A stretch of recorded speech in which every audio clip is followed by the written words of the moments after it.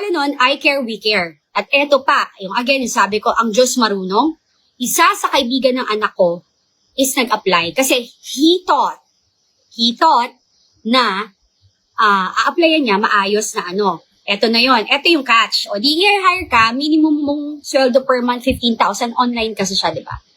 Ngayon, ang gagawin nila is, i-hire ka nila, may training yan, makikita nyo yun, i-check nyo, I Care, We Care. Ngayon, check nyo ngayon sa Facebook, I Care, We Care, kaya I always post it. Diba? So, sa huli, may slide, may presentation, may slide. Yung presentation and slide sa huli, ilalagay nila doon, is labanan, ang negatibong comment, or like, bastusin, siraan, something like that, na siraan ng Duterte, i-bash yung mga nagpo-post against the admin, pasukin ng mga accounts ng mga pro-Duterte at dumidepensa sa Duterte. At siraan ang Duterte family. Iyan. Okay?